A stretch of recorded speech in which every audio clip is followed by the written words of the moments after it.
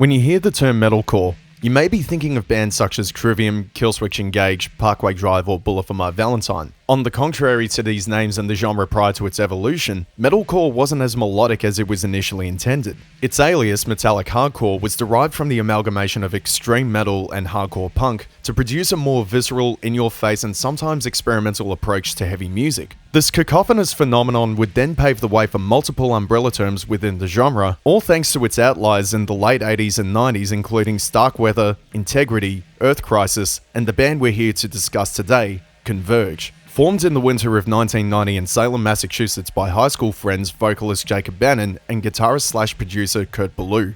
From what started with playing metal and punk covers and later recording demos on a 4-track tape recorder in the 90s, Converge would then see themselves releasing 3 records, Halo in a Haystack, Petitioning the Empty Sky, and When Forever Comes Crashing, all of which received a small yet good amount of attention within the underground community across the United States. More than 30 years later since their debut, with over 10 studio albums under their belt, Converge have been cited as one of metalcore's pioneers for their sonic ingenuity, consistently pushing the boundaries in heavy music, and their raw, tangible stage presence. Much of which is thanks to one particular record of theirs that has stood the test of time and has been recognized as the band's most prolific achievement to date, Jane Doe. Released on September 4th, 2001 via Equal Vision Records, this LP has since developed a strong cult following and continues to be documented as a cornerstone to the metal and hardcore communities. Today we're going to take a dive into the album's origins, its recording process, the heartbreaking concept that lies within its lyricism, the illustrious design of its artwork, and how it's managed to maintain its legacy after over 20 years as one of the most important records of the 21st century thus far. If this is your first time on the channel and you love learning about obscure music, please hit those like and subscribe buttons and hit the bell so you'll know the next time when I drop a new video. With all that being said, let's take a dive into the abstract yet compelling beauty of Jane Doe. After receiving a severance package from his work as a biomedical engineer in the late 90s, guitarist Kurt Ballou founded God City Studios in his home state of Massachusetts. The money he received was compensation for a work project of his that was ultimately cancelled, and was used to fund equipment to help build his own studio. Stemming from a DIY background, Kurt would utilize his knowledge in engineering to a new skill set he developed over time in music production. Some of his earliest credits as a producer at God City Studios included Jesuit's self-titled debut in 1996 and Cave-In's Until Your Heart Stops in 1998. Between 1998 to the year 2000, Converge would continue to do live shows throughout the United States and Europe, and would later recruit Nate Newson on bass and Ben Collar on drums. During this time, vocalist Jacob Bannon was also working on material for his experimental side project Super Machina, who would use to release an album in the later part of 2000 called Rise of the Great Machine. Many of what was initially concocted for the record would later be pigeonholed and reserved for the next Converge release, as Jake believed the work to be more appropriate and better suited for the shape of what was to come for the band. 2 tracks he had apparently been working on at the time included Jane Doe and Phoenix in Flight. In the midst of the writing process, Kurt invented a new tuning in the studio that was considered to be an alternate tuning for drop C. 4 of the strings remained the same, while the first string was tuned 1 step down and the second string by half a step, thus creating the drop C alternate tuning, which ultimately became Kurt's secret weapon for the majority of writing and recording. No other band at the time ever tampered with such a tuning before, and little did Kurt know that this innovative approach of his would later become one of the catalysts in the rise of chaotic hardcore and mathcore. Much like a lot of classics in the making, the songwriting process for Converge wasn't all smooth sailing. Guitarist Aaron Dalbeck's commitment to Converge was inconsistent as he was constantly on the road with Bane, but still managed to commit to some of his downtime to writing while he was on tour. And bass guitarist Nate Newson could recall locking horns a number of times with Kurt Ballou over the songwriting process. Considering that Nate had joined the band in '98 and was able to contribute to a bit of songwriting for Converge's split LP with agoraphobic Nosebleed called The Poacher Diaries, this was the first time Nate felt like he was part of something big, something revolutionary, and was very insistent on doing his part for Converge. In an interview with Decibel magazine in September of 2021, Nate said, and I quote, "Jane Doe was the first time I wrote full songs for Converge, and it was the first time Kurt had someone telling him, 'Hey, I don't like what you're playing.' I don't think there was much of a filter before, mostly because Converge wasn't as busy of a band. One of my focuses was that I wanted to write new songs. I didn't want just a shitload of riffs piled on top of each other. I was really critical of what Kurt was writing, and ultimately, I think that was a good thing for us. It taught all of us to be more critical of ourselves." This was also their first batch of material they got to compose with their new drummer Ben Collar, who had joined the band in 1999. Kurt had already known Ben for a while as he helped record for two projects Ben participated in called Bastion and Force-Fed Glass. Not long after their previous drummer John DiGiorgio left Converge, Ben was given the opportunity to join the band after spending some time jamming with them. Bass guitarist Nate Newton was very fond of Ben in particular because his own unique signature style of drumming brought a new vibrant energy to the group that he believed to have saved Converge from breaking up. Ben had also apparently half-joked at one point with the rest of Converge, saying that they should compose a track that exclusively consisted of vocals and drums. Despite the somewhat facetious insinuation by Ben, the rest of the band actually went ahead with his suggestion and used this track as the sequel to another piece that Jake had previously written for Super Machina that they would call Phoenix in Flames. Vocalist Jacob Bannon, on the other hand, was very secretive and hands-off regarding his own contribution to the band and refrained from sharing his ideas while writing and recording. Even though there was very little communication with Converge in regards to his own ideas for the LP, no one in the band ever tried to pry into Jacob's own personal matter and instead had full trust in him running with his own approach without any second guesses. A majority of the lyrics that Jake composed were encapsulated by a great deal of overwhelmingly negative experiences he was enduring at this time.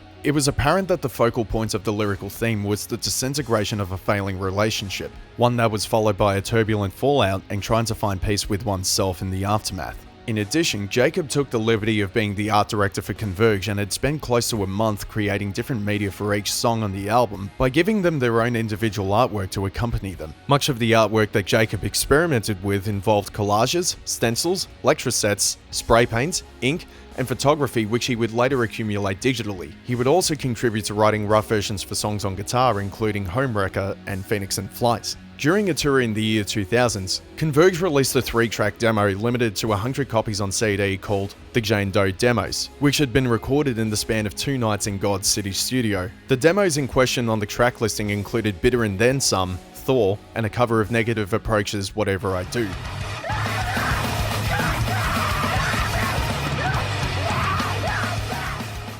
They would also perform early renditions that hadn't been previously demoed but were intended for the next album and were highly regarded by the crowd throughout the midst of their tour. In the summer of 2001, it was finally time for Converge to commence with recording with Matthew Ellett. For the most of it, recording was very nonchalant for the band, with little to no pressure throughout the process. On a budget of $11,000, they spent 13 days in 3 different studios, all located within the vicinity of Massachusetts: God City, Fort Apache, and Q Division. Kurt Ballou would track the guitars at God City using 2-inch tapes by his lonesome, with Matthew Ellett coming in occasionally to help out with anything Kurt required further assistance for. Meanwhile, Fort Apache Studios was where Jacob spent the majority of recording vocals. The studio was particularly known for hosting live sessions with audiences similar to that of a regular music venue. For this occasion, instead of using a traditional vocal booth, Jacob had used a handheld microphone connected to a tape on stage. The room was apparently very dark, which helped emanate a different atmosphere for Jacob to record his vocals. Unlike a vocal booth, the handheld microphone was used to add more visceral dissonance and help mystify Jacob's lyricism within the music. Of the 3 studios that the band spent the bulk of recording was Q Division, located in Cambridge. Converge had booked 2 separate rooms as part of the sessions, one of which was allocated for the more ambient and slower songs due to the amount of space available in the room, while the other was less spacious and reserved for faster up-tempo pieces. During this day at Q Division, Converge had a handful of engineers that previously worked with the likes of George Michael and Motorhead that offered to help them in the middle of tracking. The band had also been receiving noise complaints from rock musician James Taylor, who was in the midst of recording vocals for his 15th studio LP, October Road. According to Kurt Ballou in an interview with Decibel,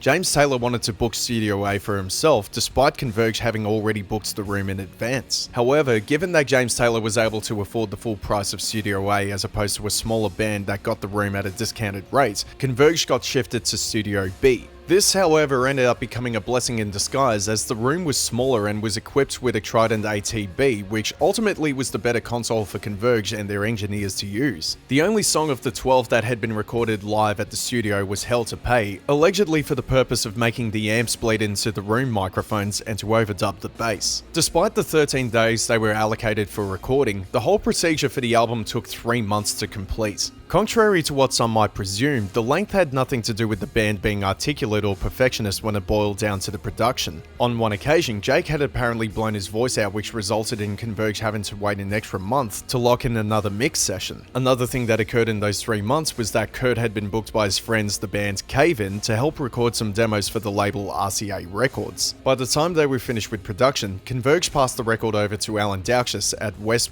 Side Music in Hudson Valley, New York, to put the finishing touches on their latest work of art, the mastering. Alan, whose work dates back to the mid-1980s and has since mastered for some of the biggest names in metal and rock music, said that what Converge gave to him on that day was one of the loudest things he had ever heard in his life. So loud that it remains as a reference from many clients of his when he's hired to master the final product. The masters took no longer than a day for Alan and was all done through analog half-inch tapes by Kurt and Matthew Ellard. As Alan was compressing and EQing the tracks with Kurt and Jacob, he asked them what they wanted to come out of this session with him. Jake said nothing more than, "I want this to be the loudest CD in my collection." Alan then looked at Kurt, and Kurt didn't even bat an eye. Given it was the early 2000s, there weren't a whole lot of digital tools for sound techs to use at that time. So the process consisted mostly of analog crunching and capitalizing on saturation from the analog gear, according to Alan. This meant that it took a lot longer to achieve as opposed to most mastering equipment nowadays because analog didn't have a recall like digital does. Later in the evening, once it was complete, Alan gave everyone in Converge their own copy of the final masters on CD before they travelled back to Massachusetts. The next day, Alan called Jake asking him for his thoughts on the final product, to which Jake replied with,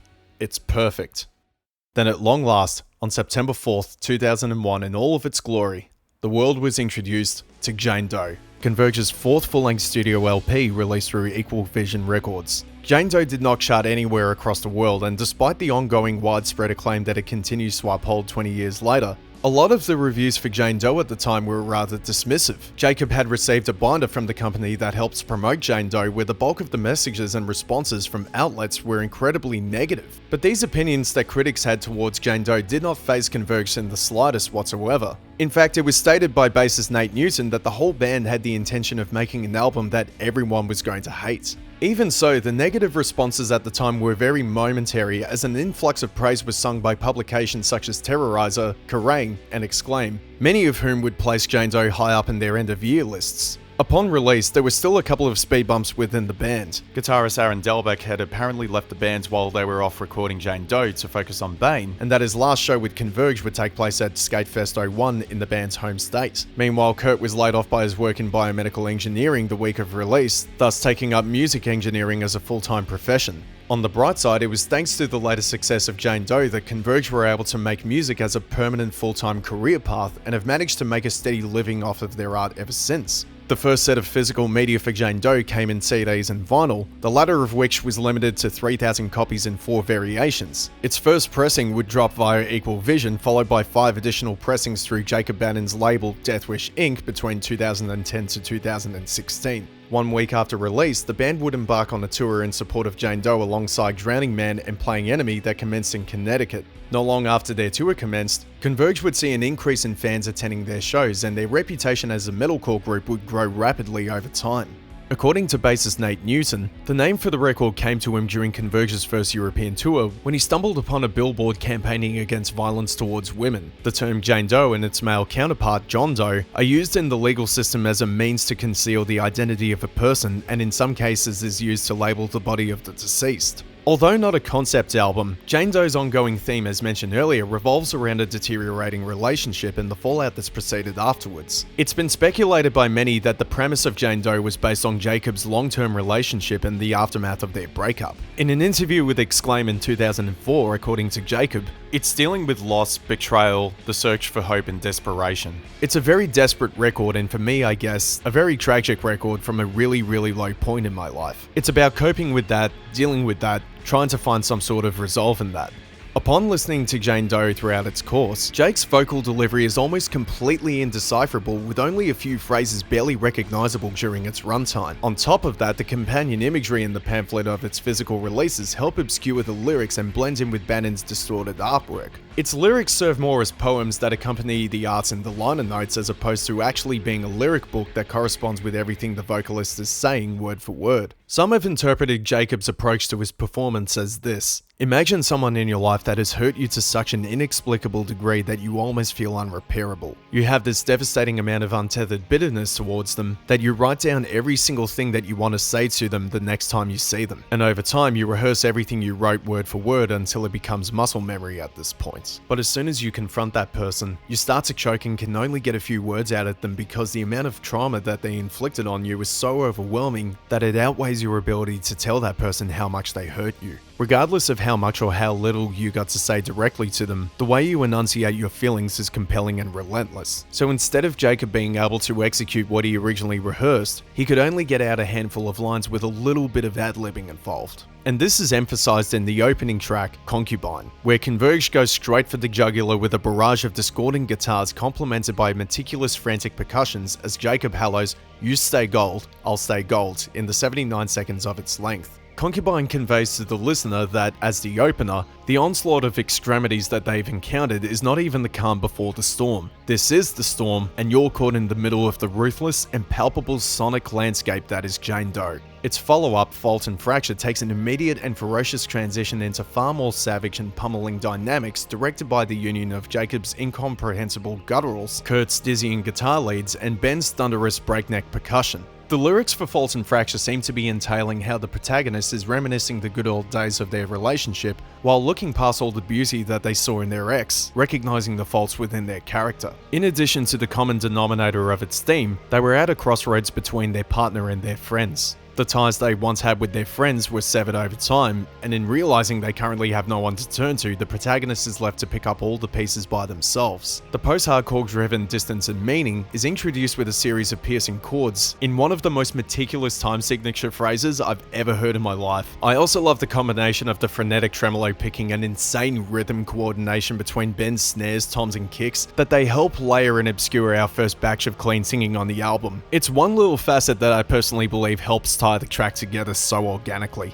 Jacob makes an inclusion of lyrics that once again differentiate from the liner notes, uttering the lines, "That's where they die, that's where she outshines, that's where they die, I'll never burn, I'll never burn," right before rekindling that animalistic fingerprint that Converge continues to intensify further across the album. Its fourth track, Hell to Pay, which plays out as a cooldown point, takes on a more disciplined approach, almost to that of a sludge metal track, emitting this perturbed aura that gives off the feeling of being stalked by something that doesn't feel human. Kurt's clean atmospheric guitars linger as if they were made to accompany the soundtrack of a horror movie, and is complemented further by a coexisting groove on the bass and drums between Naze and Ben. Converge then proceeds to shift gears from Hell to Pay's restrained temperament by reinstating all of the caustic intricacies we've heard prior into the chorus, to serve as a reminder of how in our time of grief, we can only mask our emotions for so long until we finally break and admit to ourselves and other people how much we're suffering inside. It's not long until we're ambushed by more high-octane ferocity, starting with Homewrecker and its dissonant chord progression that somehow manages to sound catchy in conjunction with its jarring nature. Homewrecker exhibits all the rage that Converge have inoculated, albeit with a more grounded presence that helps balance the scales of order and chaos. As one of the more uplifting sequences to Jane Doe, the song exemplifies itself as an acknowledgement to all of the damage the protagonist has taken, and how they're haunted by the thoughts of their ex and trying to recount all the chances they gave them. The Broken Vow, a personal favourite of mine, continues to fan the flames and perceives itself as the survivor anthem of Jane Doe, where the protagonist is met with this newfound sense of inner strength that helps them overcome the grief they're challenged by, and all of that heartache is converted into the source of inspiration, where their sadness has been a telltale sign of their fortitude and resilience this whole time. Jacob is then joined by the Hope Conspiracy's Kevin Baker and Cave-In vocalist the late Caleb Schofield in the second half of The Broken Vow, bellowing, "I will take my love to the grave," the song's immortal quote that encapsulates all the agony they've tolerated up to this point. Bitter and Then Some amps up the velocity with some incredible skank beats from Ben Collar, topped up with some corrosive sounding power chords by Kurt Ballou. For such a short track at 87 seconds long, Bitter and Then Some still packs a devastating blow and dominates further past the 52-second mark, and smacks you at full throttle with a powerful transition into a formidable breakdown. This is then followed by a pungent rebel yell from Jacob, Kurt, and Nate roaring, death to traitors, cowards and empty words, until we are met with the follow-up, Heaven in Her Arms, where we're graced with a communion of incredible pull-off refs from Kurt in another series of bizarre time signatures in its introduction. I also love the vocals overdubs by Nate's astonishing bass tone about 40 seconds into the song, as you can hear them blaring the quotes, 3 simple words, in the course of that segment. But nothing ever comes close to greatness than when that abrupt moment of silence gets overtaken by one of the most incredible breakdowns in metalcore history at the 2:40 mark. Phoenix in Flight reacquaints us with the culmination of Converge's more down-tempo and experimental side. However, this time, we have a track that is completely absent of harsh vocals. It's pretty easy to see why this song shifted away from Jacob's side project Super Machina, as it's void of hardcore adjacent attributes, and at the very most we can say that it's more shoegaze leaning to that effect. The guitar work is so organically mesmerizing and is filled with a lot of atmospheric nuances that sound all the more incredible when listening to them with headphones, especially when you listen closer and notice all the layers mixed together. You'll also discover how Jacob's vocals are being drowned out more and more by the guitars than the rest of the instruments, which personally I think is a really nice touch that adds a bit more depth to the delivery of his poetic lyricism. It's so haunting, yet it manages to sound so picturesque at the same time, and I personally think it's one of the best tracks Converge have ever composed in their career. Then comes the sequel, Phoenix in Flames, a 42-second violent powerhouse that puts Ben Collar in the spotlight with this frenzy-induced drum solo and the evocation of Jacob's deranged and barbaric screaming. For such a short span of time, the rabid percussion feels like it could single-handedly make your speakers want to self-immolate. I mean, holy shit, dude, I love it. As we draw closer to the end, we are greeted by what I would argue is the most frightening part of the whole album, Thor. This song in particular is legitimately terrifying, and no matter how many times I listen to this track, I feel like I'm enduring a fever dream that's being orchestrated by my sleep paralysis demon.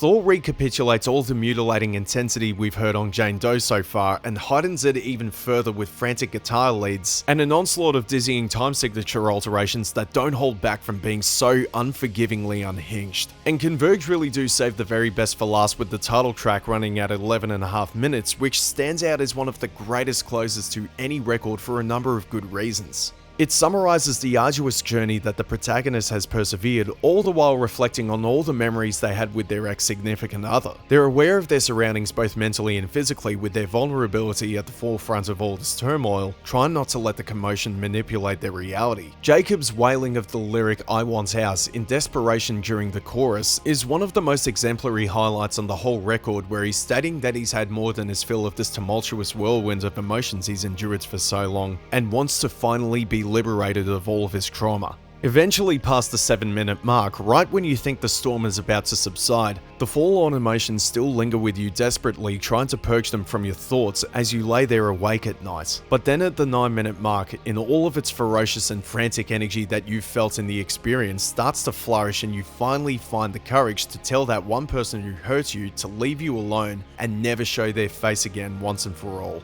And as the track is finally fading out, you're left with this conflicting feeling as to whether or not the pain has truly washed out for good, and if your inner peace has finally been restored. There are so many ways one could interpret the title for Jane Doe, in this case for Converge, but so far we haven't got anything specifically concrete as to what the title exclusively means for the band. You could argue that its title has something to do with wanting to forget the name of an ex-partner and being confronted with those confusing and perhaps bittersweet feelings of wanting to relive the good times you had with them. However, wherein all those warm recollections become a disillusionment over time and transmutes into a barrage of trauma rather than a reminiscence of fond memories. Or on the contrary, the term Jane Doe is used to label the body of a victim could be metaphorically paralleled to the phrase "you're dead to me." But who knows what Jane Doe is conveying to us specifically, because it's an album where the theme is so plainly obvious, but every time you listen back to it, your curiosity heightens, and it makes you want to dissect everything in all the poems and sonic metaphors. It gets you pondering and wanting to decipher every little detail about what Jacob Bannon was really writing at the time, from Concubine all the way to its title track, as well as what Kurt's, Nate's and Ben are implying into the music's fingerprint. All of this is just my personal take on Jane Doe, and maybe I'm overthinking about it at this point, but as a fan, all I can really do is appreciate the music and figure out what it means to me personally, and discuss with others what they think at the end of the day. But I would love to hear your thoughts in the comments below, describing your own personal convictions and theories towards the album's themes, or if there was anything else in this video that I might have missed. Regardless of your familiarity with Jane Doe, it's very likely that you've seen its illustrious artwork constructed by vocalist Jacob Bannon, which has been heralded as one of the most iconic covers in metal and hardcore. As previously mentioned, Jacob experimented with a variety of resources for well over a month and would then assemble everything together digitally. Each of the double-paged artwork and the 28-page booklet were paired with their own unique illustrations that mostly entailed a distorted silhouette, with the lyrics from each song blending into the model. Jake would log all of his ideas onto scrap pieces of paper and later sketch a basic mock-up of the cover that would then be touched up with layers of acrylic, ink and spray paint. Once all the images were complete, Jake would work on the typography, which started with lecture sets and later shifted to more contemporary methods. Visually, I just wanted to capture that disillusionment with relationships and channel the negatives I felt. I did this in hopes of creating some sort of positive out of all the negative I was experiencing. The canvas of Jane Doe has reportedly been the subject to many counterfeits from clothing stores and various graphic designers according to Jacob. He considered these attempts to be both flattering and insulting, and would also file cease and desist letters to them as the Jane Doe image had been trademarked by Converge. In one instance, however, there was a large oil painting that was discovered in late 2002 at a local punk store in Los Angeles. However, it was disclosed as an homage rather than an imitation to Jacob. Over time, the face of Jane Doe would serve as Converge's mascot, their de facto icon in the same vein as the Misfits' Crimson Ghost, Motorhead Snaggletooth, or the Descendants' portrait of frontman Milo Ackerman. Jake would also make official prints available for fans to purchase online and are still being sold as we speak. For its 20th anniversary in September of 2021, many anticipated a special vinyl repress, but nothing ever came to fruition, much to the disappointment of fans expressing it as a missed opportunity. There were, however, some limited edition Gickley prints of Jane Doe that were made available to the public until the end of the month. For many years, millions of fans had been pondering as to who the mysterious woman was on the cover of one of metalcore's most iconic images in the genre's history. This Jane Doe figure, who was she exactly? Was this portrait a depiction of someone that the band personally knew? Was it free-drawn, or was it actually based on the model sketched by Jacob? For the longest time, there was no conclusion about who the individual was on one of metal's most renowned album covers. That was until October of 2021. A French model by the name of Audrey Marnet made a public post on her social media accounts with the caption, "Hi Converge, it's Jane Doe, shall we talk?" The pictures that she posted in a side-by-side comparison were of the artwork and a photo of her that looked strikingly similar, which was all the evidence that was needed to confirm that this was in fact the Jane Doe that we have known after all of these years. It was revealed that the original image of Audrey Marnet had been taken by a Dutch photographer named Jan Walters, and that the picture was part of a photo shoot featured in an issue of Marie Claire Italy in May of 2001. The following day, Jacob took to Instagram on the band's account and confirmed that the photograph of Audrey Marnet he sampled was indeed the Jane Doe, and went into detail about how it was made, comparing his style to Shepard Fairey and Francis Bacon. It reads as follows on his Instagram post.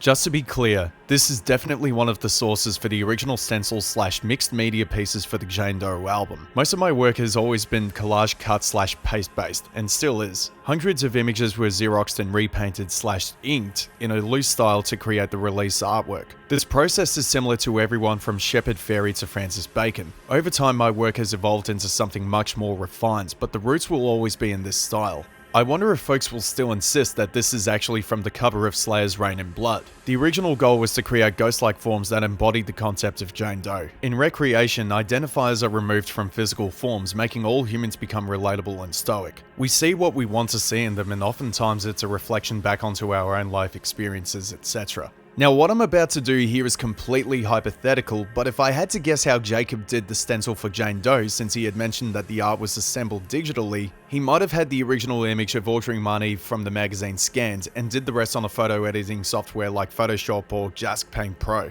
If he did in fact use that kind of software, he would have had to have posterized the photo, turned down the threshold, thus creating the stencil, then decorated further with some pencil and brush tools to create a scattering effect to give it that more grunge-based style. But then again, when Jacob said it was assembled digitally, he might have been implying that he had all of the sketches done by hand, then scanned them onto his computer and pieced the layers together. I don't have any solid assumptions as to how this was all executed at the time, but it kind of gives a firm idea of how the process probably went down. There have been no further updates regarding Converge and ordering money since that post was made, and it's left a lot of the fanbase guessing as to whether or not Audrey has received compensation for all of this. But I'm not going to try and make assumptions about whether or not there has been some kind of compromising between both parties, because that's an entirely different subject in and of itself and a very, very personal matter. Plus, it's not really worth trying to get into the legalities surrounding art, fair use, copyright, etc. It's best left to the professionals to handle all of this. Fast forward to 2025, Jane Doe continues to be lavished with endless universal accolades as a pivotal hallmark in both the metal and hardcore scene, and has been listed at the #1 position over the years through a myriad of publications including Terrorizer, Sputnik Music, Noise Creep, Decibel, and Loudwire. There have also been countless retrospective reviews since its release from various media outlets across the web. Among those influx of critics was Anthony Fantano, aka The Needle Drop, calling Jane Doe a classic, saying that Converge's influence is shown to reach far beyond the popularity of their music, and that their impact is as big behind the scenes as it is on the front lines. The reviews haven't been pouring in exclusively from alternative music publishers either. As a matter of fact, there's been a fair share of mainstream publicity that Jane Doe has obtained over the years. One of the most notable was Rolling Stone magazine, who listed Jane Doe twice in its top 100 albums of all time in 2017, ranking the album at number 61, calling it unpredictable and elegant, and even in a dirty DIY way, progressive. And they would list it again earlier this year on their list of 250 greatest albums of the century so far at number 192. Meanwhile, the opening track Concubine was ranked at number 78 in the 100 greatest heavy metal songs of all time in 2023. In 2013, Kurt Ballou and fellow engineer Matthew Ellards were invited to do a seminar at the Berklee College of Music in Boston, analysing Jane Doe in great detail to a room full of aspiring musicians, producers, and engineers. They were also joined by Professor Susan Rogers, one of the faculties of Berklee College, who is also an acclaimed sound engineer mostly known for her work with Prince during his commercial peak in the mid-1980s. Professor Rogers stated at the beginning of the seminar, "Of all the records that get made, how many are called a masterpiece and really are a masterpiece?" I would strongly recommend you watch that video, as it gives you more insight into the specifics and technicalities on the process of Jane Doe. It's a really fascinating video. Jane Doe would be further celebrated with Converge performing the album in its entirety, along with a Blood Moon set with Chelsea Wolfe at the Roadburn Festival in 2016 in the Netherlands. They would also recruit their former bass player and current touring guitarist Stephen Brodsky of Cave-In and Old Man Gloom to play additional guitar on Phoenix in Flights in the title track. The concert was filmed and made public to watch on YouTube, dubbed Jane Live, and later published to several streaming platforms across the web. Converge would even have the entire concert pressed to vinyl, with a variety of reimagined covers of the original artwork done by Florian Bertmer, Randy Ortiz, Thomas Hooper, and John Baisley of the band's Baroness. It would also be thanks to Jane Doe that Kurt Ballou's career as an engineer and producer would lift off to a substantial degree, that he would pave the way for some of the most lauded bands we know today.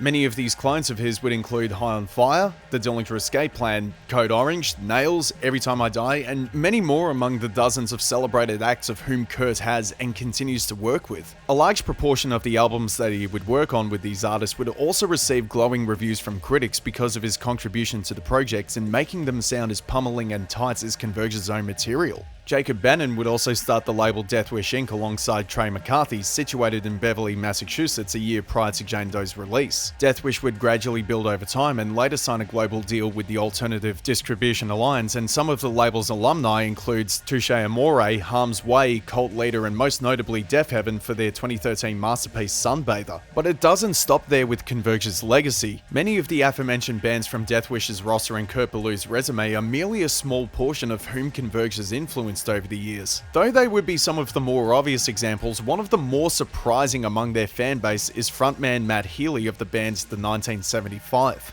Despite having a very selective taste in heavy music, Healy has actually shed some light over the years on his musical upbringing and has declared Converge to have had a massive impact on him as a musician, and on the 1975's 2018 LP, Notes on a Conditional Form. Though not specifically influenced by Converge, but rather a fan, one half of the Atlanta-based hip-hop duo Outkast, Andre 3000, was seen attending a show in August of 2017 in Brooklyn, New York, posing for a photo with a fan at the merch desk. To find out that two musicians from two completely different musical backgrounds have acknowledged to be fans of Converge is not just amazing, but it also leaves you guessing as to who else the band could have potentially inspired outside of metal and hardcore. Another instance of Converge's influence is the echelon of bands that have named themselves in honor of Jane Doe specifically. One among those artists is a post-hardcore group from Tokyo, Japan called Heaven in Her Arms, who named themselves after the 8th track on Jane Doe and have been dropping releases since 2005. To this day, Jane Doe has become one of the most sought after records in the metal and hardcore scene, and its vinyl variants nowadays are sold secondhand at 3-digit prices. Almost every time their fanbase was made aware of new presses being sold, all the variants would sell out almost immediately. So far, there haven't been any represses since 2016, but given that 2026 will mark Jane Doe's 25th anniversary, there could be a chance that they will release a new batch of records by then. And if they decide to go ahead with it,